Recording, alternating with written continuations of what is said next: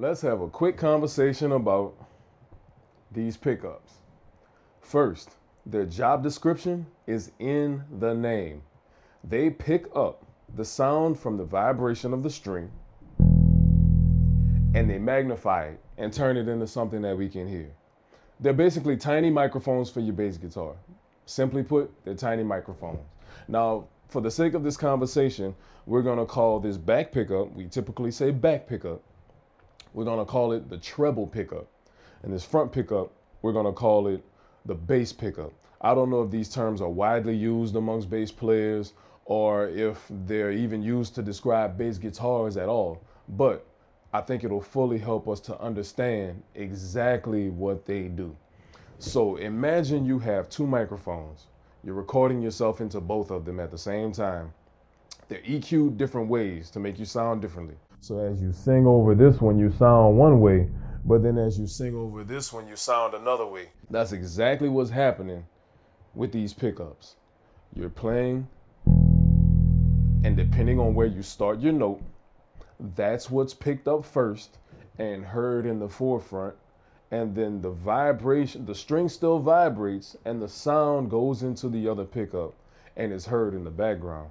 So if you start your note here, the attack will be heard a little bit more. And this is all relative because this is a bass guitar, but it's the attack of the bass. And then here, the low end of the bass will be heard in the forefront and the attack will somewhat be in the background. Now, to be honest, lately I've heard a lot of bass players mainly and solely playing over the back pickup. And to a certain degree, I understand it, I get it completely. When it comes to social media, being heard on these small iPhone speakers that aren't favorable to bass players, we have to play really aggressive. We have to mix ourselves really aggressive over the record that already has a bass player in it. We have to EQ ourselves real aggressive, turn our mids way up, play on that back pickup. I'm telling you, I know I do it too.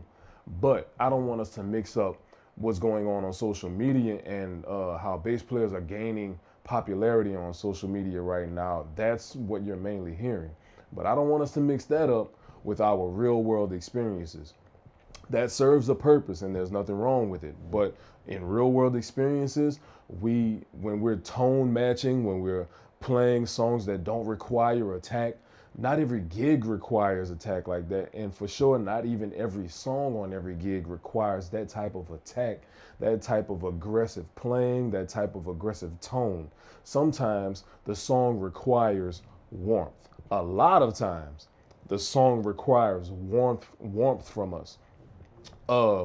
My high school band teacher said something about bass drum in symphonic band. He said something about the bass drum that later on I thought about it and I applied it to bass guitar. He said the bass isn't always supposed to be heard. Sometimes it's supposed to be felt.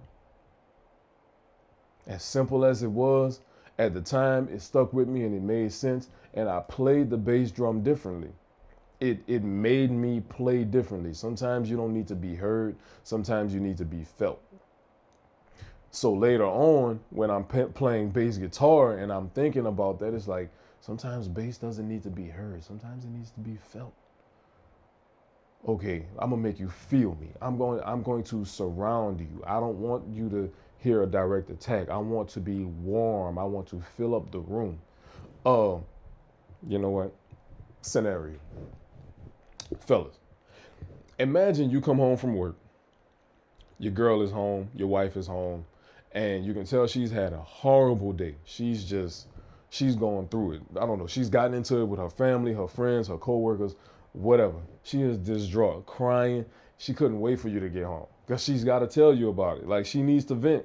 Like, this happened, that happened. I had this going on. I had that going on. And she treated me like this, or he treated me like this. He's supposed to be my brother, blah, blah, blah.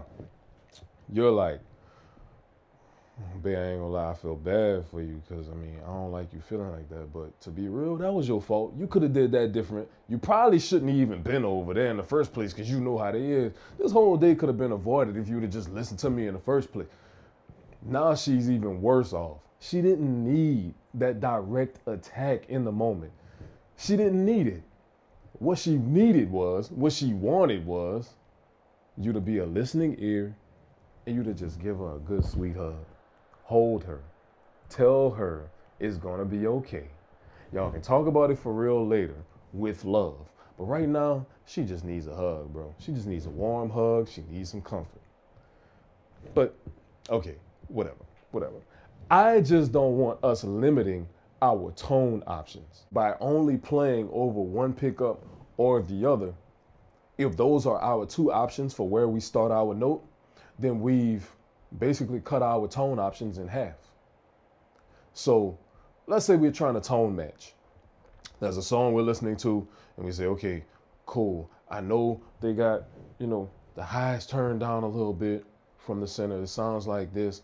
The mids are turned up a little bit. The lows are here. The this is there, that's there, blah, blah, blah. Okay, I think we got it. Yeah, that sounds like it.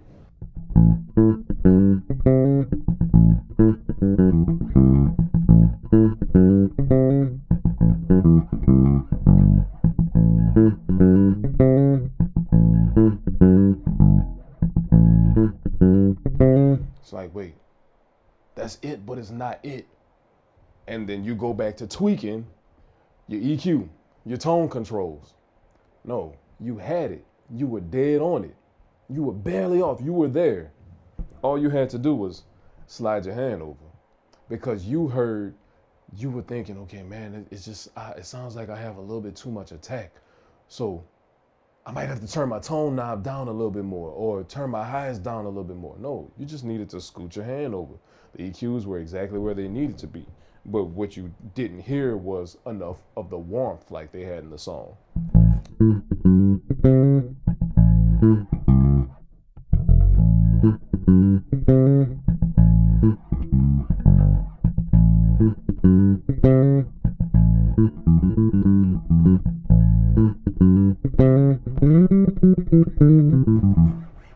Yeah, hand positioning is everything. When we get used to this, sometimes we won't even have to touch our EQs in between songs to get the desired tone that we're looking for. One thing that I do want to mention, though, is that we might have to spend some time. If you're already used to playing over one pickup or the other and you're not used to switching back and forth, the touch will be different. The touch is very, very different because there's a lot more tension the closer you get to the bridge. So you can dig in a little harder when you're closer to this back pickup than you can when you're here.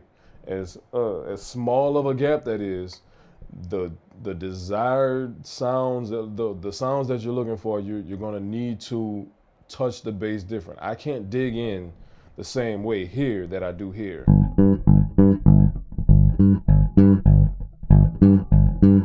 I don't want all of that vibration when I'm trying to play with warmth. I'm trying to.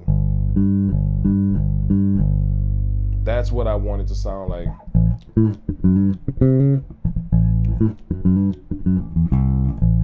My touch has to be different here than here. And it's not a big gap, as I said. It's just as small of a gap that is, your touch has to be very, very different. And lastly, that is not absolute.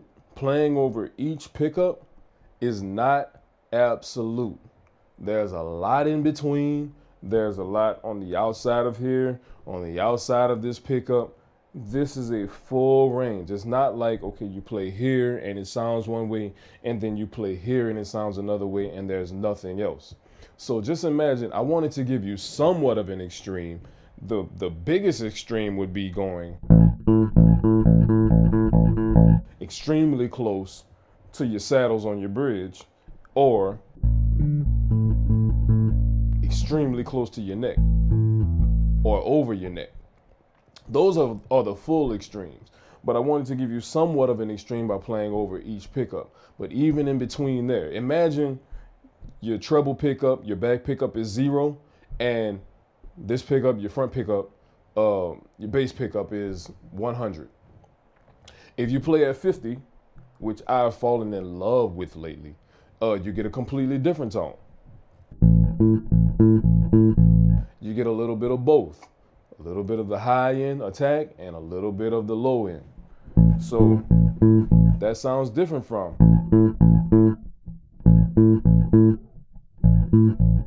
All three of those sound different. 0, 100, 50, 100.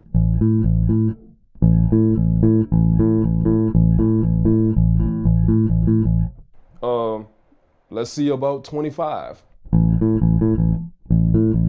Slightly. The difference between 25 and 50.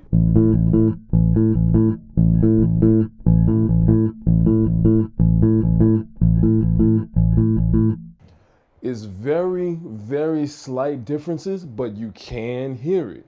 The more you open up your tone, you can hear more of a difference because there's more high end in the song, or high end clarity in the bass. Yeah, those, even if we only think about the 2 or 3 options, you just tripled your tone options. If you think about playing at 0, 50, and 100, you just tripled your tone options.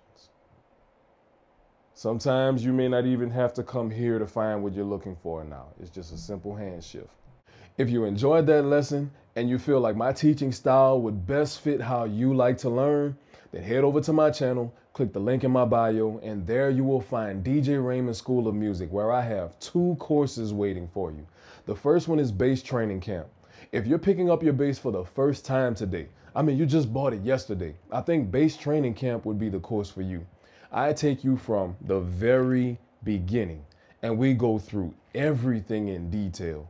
You can leave comments with some questions. I get back to you with answers. It's very interactive. So allow me to play my small part in helping you to become comfortable with the bass in your hands and become a master with the bass in your hands. The other course is the Bass Workbook. Over my 18-year playing career, I've collected a minimum of 250 songs that have been very influential in my career and still are very influential in my career. I still get calls until this day to play these songs. Allow me to go through these songs with you, play them down like the record, explain exactly what's going on with them, explain exactly why I play this differently live than it's played on the record. I want to go through all of that with you and give you these songs. So I don't know exactly where you are in your playing career and which one you'll choose, but choose one. Hurry up. Let's get started. I'm ready.